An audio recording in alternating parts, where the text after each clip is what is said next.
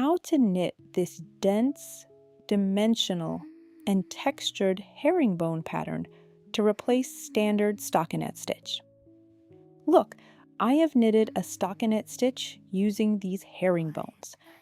We get these same columns that look like knit stitches, but they are shaped like little chevrons and look like herringbones. This is the right side, and here is the wrong side, which looks very much like reverse stockinette stitch.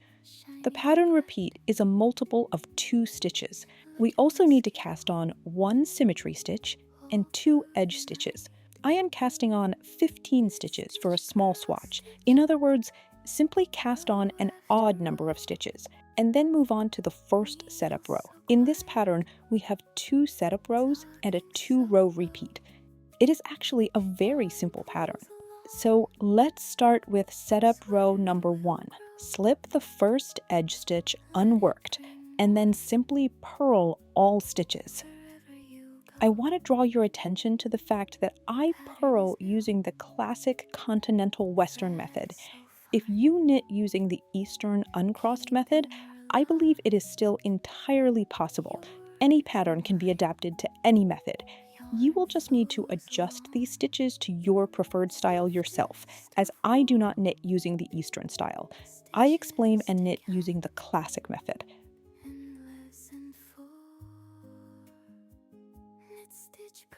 Purl the final symmetry stitch as well, and knit the final edge stitch. I always knit the last edge stitch. So the first setup row is complete. Now, let's move on to the second setup row. Here is how we work. Slip the first edge stitch unworked, and then work as follows. I insert my right needle into the stitch 1 row below, lift it, and place it on the left needle. Then I knit it as a regular knit stitch, and slip the current knit stitch knitwise, unworked. Knit the next stitch normally. This is the basic repeat of this row, and we continue this to the end of the row. Again, lift the loop from the row below, place it on the left needle, and knit it. Slip the current stitch knitwise. This means I insert the needle into the stitch as if to knit, from left to right, and slip it unworked. Now, these 2 stitches face each other, and in the next row, when we work them together, they will form the herringbone chevron. Knit the next stitch normally. Lift the loop from the row below, knit it. Slip the current stitch unworked and knit one normally. Again, lift a loop from the row below, knit it. Slip the current knit stitch knitwise unworked and knit one normally. And again, lift the loop from the row below, knit it, slip the current stitch unworked and knit one normally. And once more, lift the loop from the row below, knit it, slip the current knit stitch unworked and knit one normally. At the end, we have the symmetry stitch. This will be a loop lifted from the row below, knit normally, while the current knit stitch is slipped unworked. Knit the final edge stitch. That was the second setup row. Now, let's move on to the repeat rows. Row 1 of the pattern repeat is worked on the wrong side. Slip the first edge stitch unworked. Next, we have this double stitch. This was the slipped stitch from the previous row, and the stitch worked from the row below. In this row, it looks like a double stitch. I insert my needle into it as if to purl, and indeed, we are going to purl it, and purl both loops together. Again, I purl classic style. Next is a single purl stitch. Here's what we do. Bring the working yarn over the left needle and slip the current stitch knitwise. Remember, this is a very important detail. We must slip it knitwise. not purlwise. Fold your work slightly, and we need to catch the loop from the row below. Here is this loop, this strand. Place it on the left needle to work it, and purl it classic style.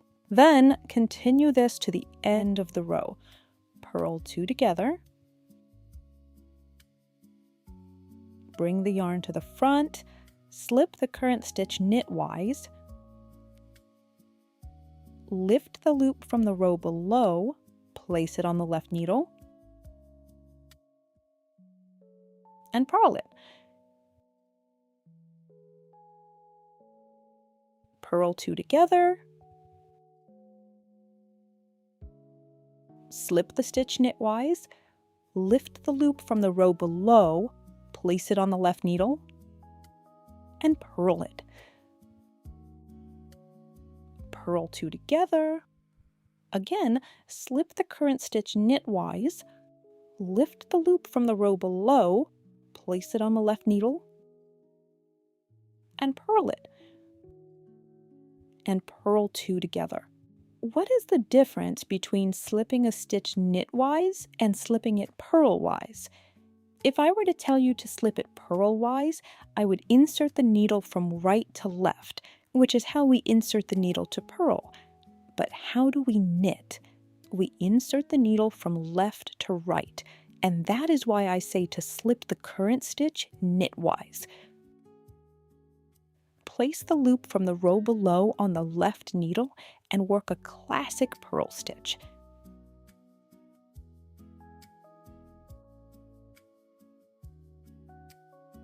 Purl 2 together.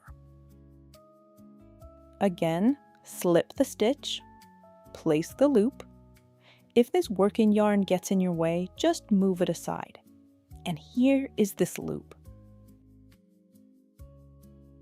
In the first row, this loop is the hardest to find, but in the next rows, it will be twisted, making it very easy to see. Place it on the left needle and purl it. Now, we have the symmetry stitch and the edge stitch left. For the symmetry stitch, purl 2 together, and then knit the final edge stitch. That was row 1 of the pattern repeat, and now we work row 2 of the pattern repeat on the right side. Slip the first edge stitch unworked. Next, we have a repeat of these steps. Lift the loop from the row below. Here it is. Notice that it is now twisted, making it very easy to see. Place it on the left needle, knit it, slip the current knit stitch knitwise. This should all feel familiar now.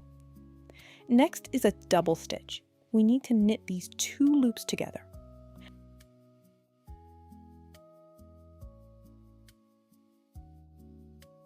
I insert the needle as if to knit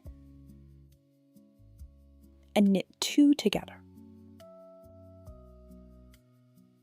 See how this also twists? That is exactly how it should be. Again, place the loop from the row below on the left needle, knit it, slip the next stitch knitwise, and knit 2 together. Once again, place the loop from the row below on the left needle, knit it, slip the current stitch knitwise, and knit 2 together.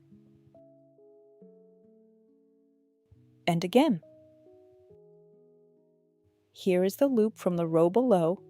Place it on the left needle, knit it, slip the current stitch knitwise, and knit 2 together.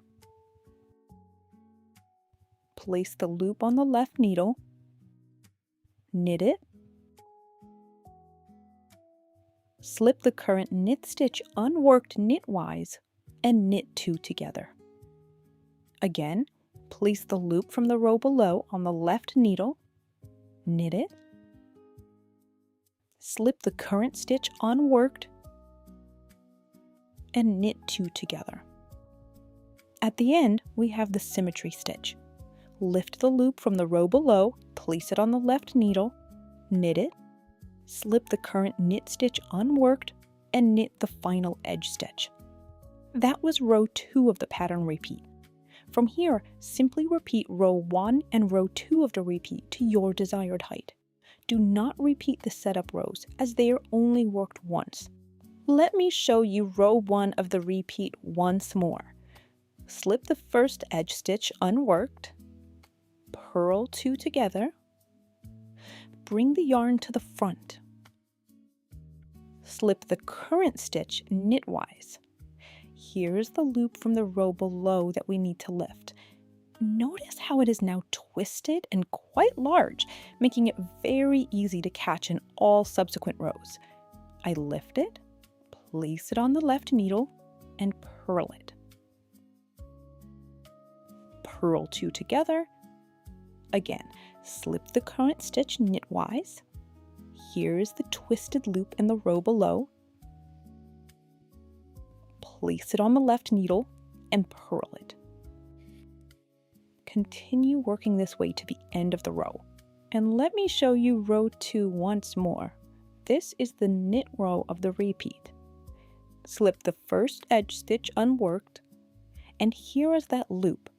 Notice how it is twisted again, making it very easy to catch.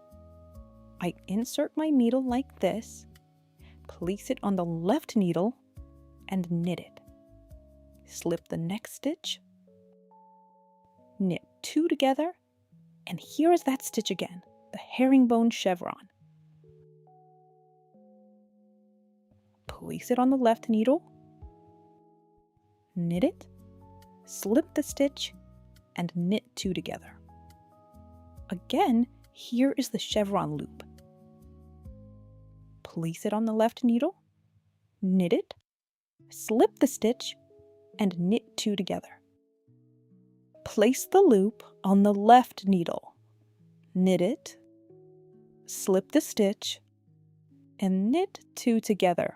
Work this way to the end of the row. A quick tip when knitting patterns like this, use needles that are significantly larger than what is recommended for your yarn. I am using a 5mm needle with a fairly thin yarn, standard yarn art jeans, which would typically call for a size 3mm needle at most, but I knit this on a size 5 because otherwise you will end up with an overly dense, stiff fabric that might curl. Look at the small swatch I worked. Here are the mini herringbones. We knit them in a staggered checkerboard pattern, as you might have noticed. These are the herringbone columns on the right side, and they will look different on the wrong side, but when they lay together in the fabric, the checkerboard structure disappears. This is the small swatch. Here is a larger swatch, which creates a dense, highly textured fabric. It looks exceptionally beautiful with self-striping yarn. Actually, I have several ribbings knitted in this exact stitch, both a 1x1 and a 2x2, and I will leave all the links to these patterns in the description below. Right now, I am showing you the 1x1 rib. It is completely reversible, showing herringbone columns on both sides, and it combines wonderfully with this stockinette stitch. These two patterns can be beautifully combined to make an amazing hat. Because the fabric is very thick, you won't even need to make a double layer hat. This stitch is naturally double thick. You can knit this ribbing for the brim and then work the main body of the hat in this herringbone stockinette. This pattern is also fantastic for socks. Use thin sock yarn measuring 420 meters per 100 grams, or for mittens. Mittens knitted this way will be completely windproof. I hope you enjoy this technique as much as I do, especially the look of these dense, twisted knit stitches in both stockinette and ribbing. Let me know your ideas for using this stitch in the comments, and be sure to check the description box for useful links. Thank you for watching, please leave a like, and bye-bye!